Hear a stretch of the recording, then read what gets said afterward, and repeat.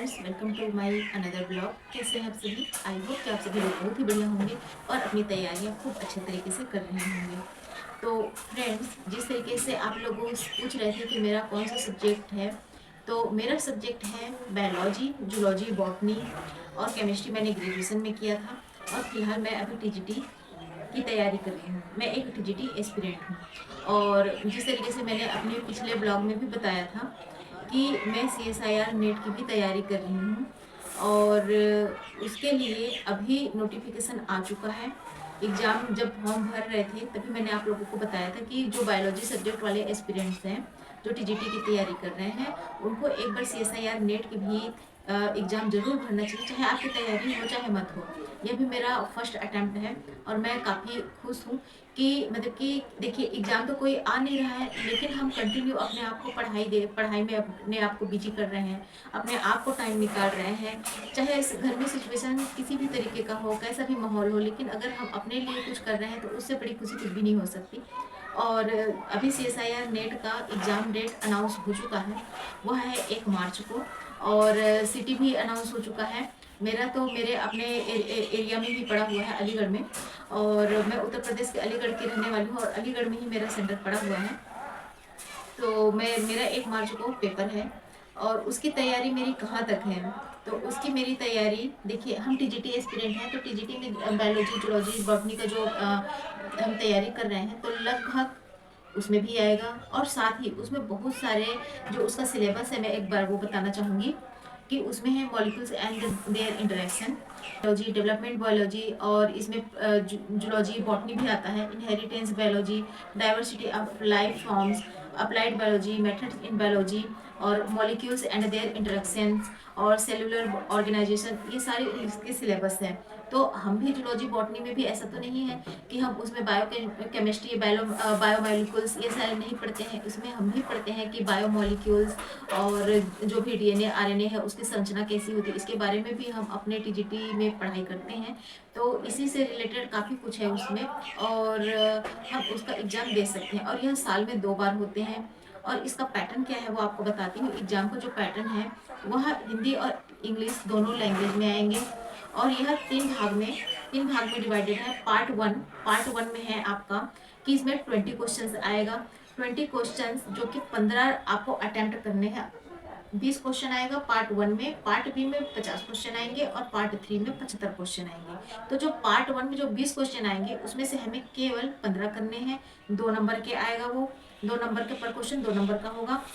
जो part B है, जो जिसमें 50 क्वेश्चन आएंगे, उसमें हमें 35 क्वेश्चन करने पड़ेंगे, जो कि वो भी पर क्वेश्चन है। और जो पार्ट 3 है वह 75 क्वेश्चन आएंगे, जिसमें से हमें केवल 25 क्वेश्चन करने होंगे और वह 4 नंबर के हैं। तो इस तरीके से टोटल हमारा 75 क्वेश्चन हुए और 75 क्वेश्चन इस तरीके से डिस्ट्रीब्यूट होकर 200 नंबर के हो रहे हैं। तो 75 क्वेश्चन में भी काफ़ी कुछ हमारा टीजीटी से भी रिलेटेड रहता है और कुछ हमें अपने सेल्फ से करना पड़ता है। और इसमें माइनस मार्किंग है 25%, मतलब कि बोल सकते हैं कि 1/4 निगेटिव मार्किंग है। तो फ्रेंड्स, डर तो मुझे भी काफ़ी लग रहा है क्योंकि एग्ज़ाम डेट अब केवल 5-6 दिन ही बाकी रह गया है और मेरा फर्स्ट अटैम्प्ट है और मैंने इसकी तैयारी के लिए आप लोगों को पहले भी बता रही थी कि मैं टीजीटी एस्पिरेंट हूँ। तो टीजीटी में भी मैं इसी बुक से मैं अपना पढ़ाई कर रही थी जो लाइफ साइंस के है और इससे मुझे काफ़ी सहारा मिला। मैं दोनों एग्जाम्स में इससे ही मैं पढ़ाई कर रही हूँ और मुझे बहुत ही अच्छा लग रहा है इस चीज़ से। और यह है लाइफ साइंस की, ये सॉल्व पेपर्स हैं। ये पार्ट बी और पार्ट सी, पार्ट बी और पार्ट सी है। पार्ट ए में क्या आता है आपको बताऊँ, तो जो इसका पार्ट ए है, पार्ट ए में जैसे मैथमेटिकल रीजनिंग एंड एप्टीट्यूड आएगा, डाटा इंटरप्रिटेशन आएगा, जो कि आलेख वगैरह रहता है, और रीजनिंग आएगा। आप अगर तैयारी कर रहे हैं, वैकेंसी तो ज़्यादा आती नहीं है, लेकिन फिर भी जो भी आ रहा है, जो भी हम दे सकते हैं एग्ज़ाम देने से हमारा जो बेस है वह और भी मजबूत होता है, नई नई चीज़ें जानकारी मिलती हैं। तो जो भी एग्ज़ाम आप दे सकते हैं आप दीजिए ज़रूर। और इसमें एक चीज़ और बताना चाहूँगी कि इसमें एज लिमिट 33 होती है JRF के लिए।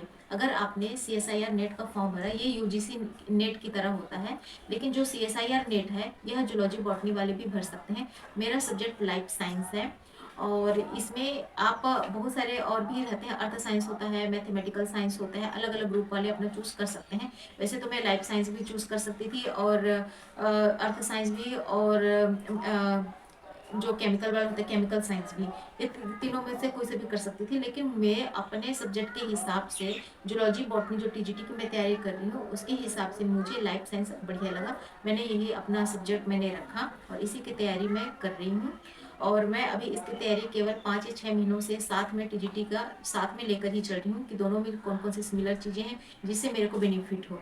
और एग्ज़ाम देने का मतलब यही है कि इसकी तैयारी से मेरी टीजीटी की भी तैयारी हो रही है। और मैं आप लोगों से भी यही बोलूँगी कि आप लोग भी ये साल में 2 बार होते हैं, तो आप लोग भी एक बार एग्ज़ाम देकर देखिए। अगर आप तैयारी करेंगे तो आप उस चीज़ को अच्छे से समझ पाएंगे और आपका बेस और भी अच्छे से मजबूत होगा, जैसे कि मैं अपने आप को मैं महसूस करती हूँ।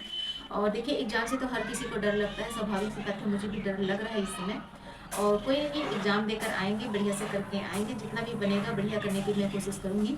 और एक चीज़ हाँ मैं ये बता रही थी कि यह इसको आप 2 तरीके से देखिए। जो सीएसआईआर नेट है, जूलॉजी बॉटनी वाले इसको जो भर रहे हैं या जो भरना चाहते हैं, उसका फॉर्म जब भी आता है, एक तो जून में आता है और एक दिसंबर के समय आता है। अभी तो फरवरी में यह अभी एग्ज़ाम होने वाला है अब, तो इसका फॉर्म दिसंबर में ही भराया था। मैंने आप लोगों को भी बताया था, शायद मेरा ब्लॉग 19 में आप देख सकते हैं इसको। तो इसमें एक होता है जेआरएफ और एक होता है जो एलएस होता है, जिसे असिस्टेंट प्रोफेसर के लिए बोल सकते हैं, जो कि कॉलेज लेवल को पढ़ाते हैं। तो जो जेआरएफ है, तो जो जेआरएफ है वह 33 एज लिमिट होती है, उसके लिए फेलोशिप मिलती है। आप फेलोशिप के थ्रू ही आप अपने एग्ज़ाम दे सकते हैं, आप उसके बाद पीएचडी कर सकते हैं। दूसरी बात, जिसको आपको असिस्टेंट प्रोफेसर बनना है, जिस तरीके से मेरा जेआरएफ की एज लिमिट निकल चुकी है और मैं अभी असिस्टेंट प्रोफेसर के लिए मैं तैयारी कर रही हूँ, तो असिस्टेंट प्रोफेसर के लिए यह होता है कि 33 वो इसमें कोई एज लिमिट नहीं होती है। सबसे बड़ी बात यही होती है कि अगर आपको पढ़ने में इंटरेस्ट है तो आप असिस्टेंट प्रोफेसर या एलएस के लिए ही जाएं, और इसमें आपका एज लिमिट तो होता ही नहीं है और आप किसी भी एज में आप पीएचडी कर सकते हैं। तो बस यही है कि 75 नंबर का यह क्वेश्चन आएगा, 200 नंबर के रहेंगे, माइनस मार्किंग रहेगा। मेरी तैयारी चल रही है, तो आज के लिए इतना ही। और आप लोग कभी भी अपना डोंट लूज़ योर होप, हमेशा अपनी आशा बना के रखिएगा। मेरे एक फ्रेंड का कमेंट आया था, जो सब्सक्राइबर है, कि पढ़ाई के लिए समय नहीं मिल पाता है, घर वालों मतलब कि, तो उसके लिए मैं यही बोलना चाहूँगी कि देखिए आप आशा मत छोड़िए। आप किस्मत क्या है वो नहीं पता है, किस्मत है तो ज़रूर होगा, लेकिन आप प्रयत्नशील रहिए, प्रयत्न करते रहिए, अपना कर्म करते रहिए, कोशिश करिए। अगर आपको 1 या 2 घंटे भी मिल रहे हैं ना, और अगर आपको यह सब्जेक्ट इंटरेस्ट लगता है, तो आप अपने इंटरेस्ट के हिसाब से कम आप अपने आप को 1 या 2 घंटे ही देने का कोशिश ज़रूर करिए। और बाकी तो जो मेहनत कर रहे हैं, जो उनका तो अच्छा स्कोर आना ही है ना, क्योंकि हर कोई तैयारी अपने लगन से करता है। और किस्मत तो सब भगवान के ऊपर छोड़ दीजिए, आप केवल भगवान के ऊपर आस्था बना के रखिए, आप अपना प्रयत्न करते रहिए बस। तो आज के लिए इतना ही। Thanks for watching.